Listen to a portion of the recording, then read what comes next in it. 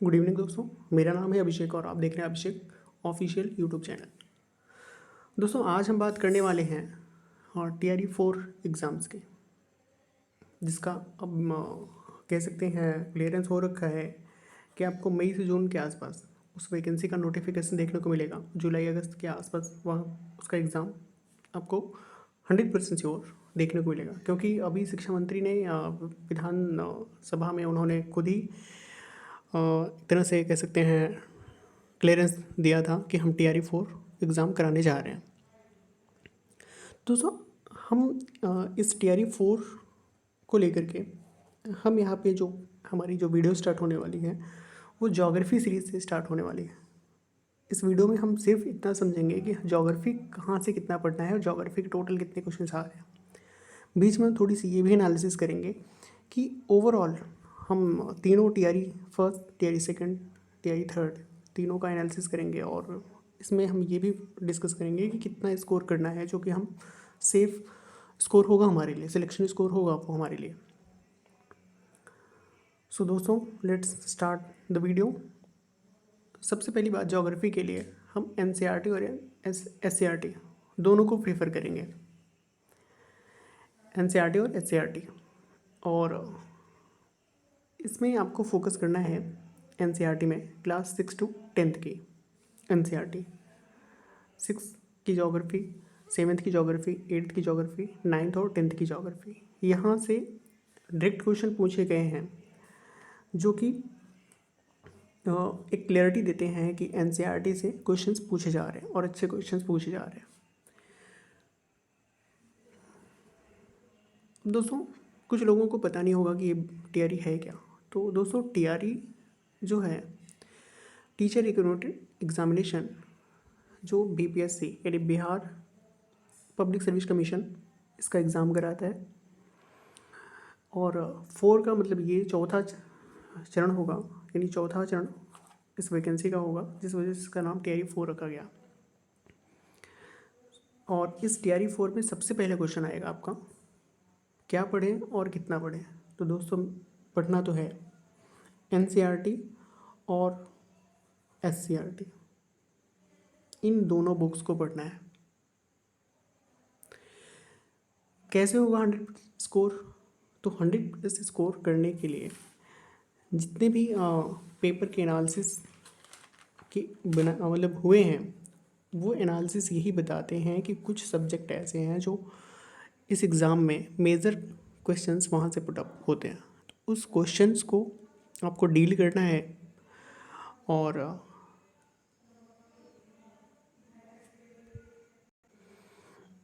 फिर क्लियर होगा कि 100+ स्कोर हो रहे हैं कि नहीं हो रहे हैं। और थर्ड क्वेश्चन है तीनों पीआरटी का संपूर्ण एनालिसिस, कैसे क्या। तो दोस्त मेरे, मैंने तीनों पीआरटी, सॉरी माफ़ करना, यहाँ पे टीआरई होना चाहिए। तो टीआरई, तीनों टीआरई के पीआरटी के जो पेपर हैं उनका हमने संपूर्ण एनालिसिस करा है। और टोटल किया जाए तो 4 एग्ज़ाम्स हो जाते हैं, क्योंकि टीआरई थर्ड आपका कैंसिल भी हुआ था, फिर री एग्ज़ाम इसका हुआ है और इसी की नियुक्ति की बातें अभी चल रही हैं। सो दोस्तों स्पेशली ज्योग्राफी को लेकर के हमने जो एनालिसिस किया है, ज्योग्राफी से टीआरई फर्स्ट में जो क्वेश्चंस बने थे, तो टीआरई फर्स्ट के क्वेश्चंस को अगर देखा जाए तो ज्योग्राफी में 12 से 15 क्वेश्चन के आसपास वहाँ से टीआरई फर्स्ट में क्वेश्चंस उठे थे। देन सेम टीआरई सेकंड में भी हम कह सकते हैं, टीआरई थर्ड में भी सेम क्वेश्चंस उठे थे। बट अगर हम ये टीआरई थर्ड का जो री एग्ज़ाम था, अगर हम री एग्ज़ाम की बात करेंगे तो यहाँ पे क्वेश्चंस ज्योग्राफी के बढ़ रखे हैं। यहाँ पे 22 क्वेश्चंस हो जा रहे हैं। जीएस के 1-2 क्वेश्चंस अगर हम ऐड ऑन कर लेते हैं तो जीएस के क्वेश्चन को लेकर के 22 क्वेश्चंस हो जा रहे हैं ज्योग्राफी के। तो इस वजह से ज्योग्राफी आपका कह सकते हैं एक तरह से बहुत इम्पॉर्टेंट पोर्शन हो जाता है। तो ज्योग्राफी तो आपको भूलना नहीं है, मतलब ज्योग्राफी को आपको माइंड में रखना है कि यहाँ से आपको कह सकते हैं एक ऐसा सब्जेक्ट है जो आपको एक अच्छा खासा स्कोर यहाँ पे जनरेट करके देगा। 15+ क्वेश्चंस आपको यहाँ से करके वो देगा, जो आपके टोटल जो कह सकते हैं मार्क्स होंगे उसमें 15 क्वेश्चन बहुत ज़्यादा मैटर करते हैं। सो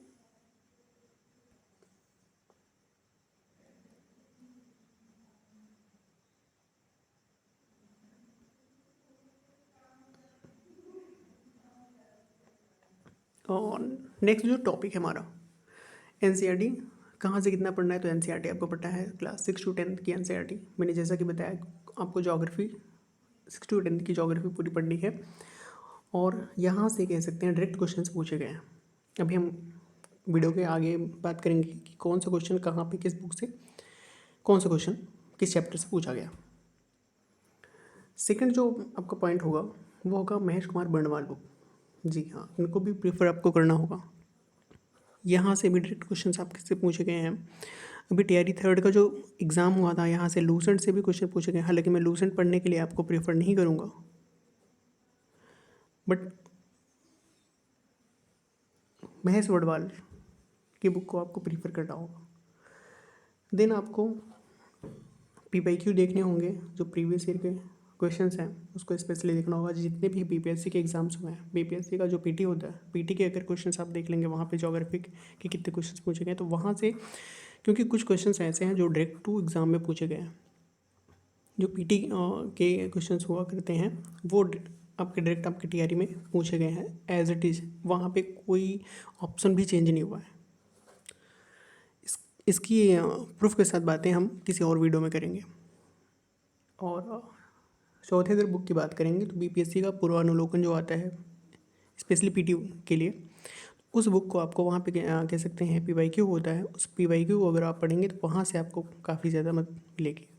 यानी ज्योग्राफी के लिए आपको एनसीईआरटी और प्लस महेश कुमार बर्णवाल पढ़ रहे हैं तो ये पढ़ लीजिए, और साथ में पीवाईक्यू के सारे क्वेश्चन आपको बीपीएससी पूर्वानुलोकन में मिल जाएंगे।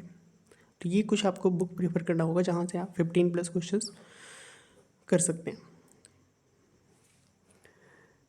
दिन इसके बाद जो हमारा टॉपिक है, जैसे कि हमने बात किया कि ज्योग्राफी में जो एनसीईआरटी से डायरेक्ट क्वेश्चंस पूछे गए हैं उसका एज ए प्रूफ मैं आपको दिखाने वाला हूँ। जैसे कि इसमें देखिए ये क्वेश्चंस जो हैं 93 जो है निम्न में से कौन सा दक्षिण से उत्तर की ओर हिमालय पर्वतमालाओं का सही क्रम है। ये आपके टीआरई थर्ड का एग्ज़ाम है। टीआरई थर्ड के एग्ज़ाम में ये क्वेश्चंस पूछा गया था जो री एग्ज़ाम हुआ है, जो एज इट इज़ कह सकते हैं क्वेश्चन उठाया गया है क्लास 9th की ज्योग्राफी से। तो क्लास 9th की ज्योग्राफी से ये 93 का क्वेश्चन, 93 नंबर का क्वेश्चन, और 85 जो क्वेश्चन हैं सोन नदी का उत्पत्ति स्थल अमरकंटक कहाँ स्थित है, तो ये भी आपको कह सकते हैं मिल जाएगा क्लास 9th की ज्योग्राफी में। देन इसके बाद दोस्तों नेक्स्ट क्वेश्चन है 79 नंबर पे, निम्नलिखित में से कौन सा बृहद ग्रह नहीं है। और 19 क्वेश्चन है आकार और माप में समानता के कारण किस ग्रह को पृथ्वी का जुड़वा ग्रह माना जाता है।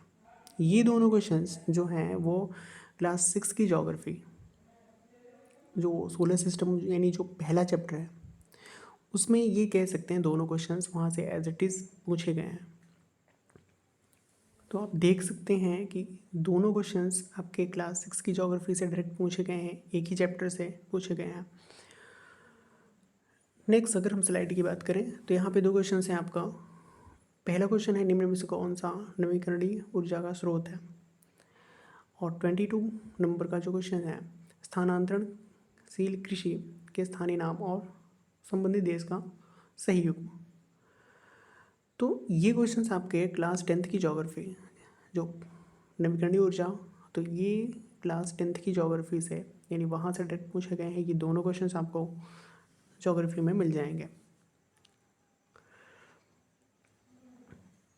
दिन क्वेश्चन है आपका क्लास 7th की ज्योग्राफी से दो डायरेक्ट क्वेश्चंस पूछे गए हैं। पहला जो क्वेश्चन है भूकंप के संबंध में निम्नलिखित कौन सा कथन सत्य है। ये आपको क्वेश्चंस ऑप्शंस तो नहीं बट क्वेश्चंस आपको एज इट इज़ मिल जाएगा क्लास 7th की ज्योग्राफी में।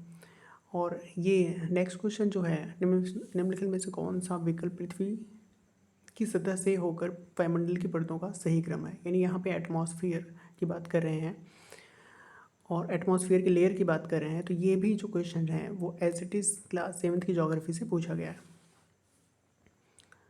तो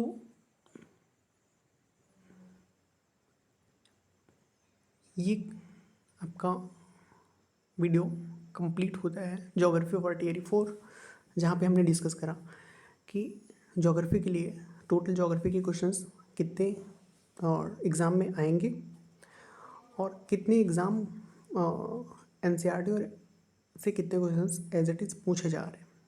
तो ओवरऑल अगर हम बात करें तो हाफ ऑफ क्वेश्चन जो हैं ज्योग्राफी के, आधे क्वेश्चंस वो आपको एनसीईआरटी से डायरेक्ट मिल जाएंगे और आधे क्वेश्चंस जो हैं आपको उसके लिए आपको पीवाईक्यू और महेश कुमार वर्णवाल की बुक को प्रीफर करना होगा। यहाँ से आप ओवरऑल कह सकते हैं ज्योग्राफी का जो क्वेश्चन होगा उसको आप यहाँ से टैकल कर सकते हैं। आई होप ये वीडियो आपके लिए बहुत ज़्यादा हेल्पफुल होगी। आशा करते हैं कि आपकी तैयारी में ये थोड़ा बहुत तो हेल्प करेगा ही और आपकी तैयारी अच्छी चल रही होगी। So thanks for watching. मिलते हैं नेक्स्ट वीडियो में। बाय।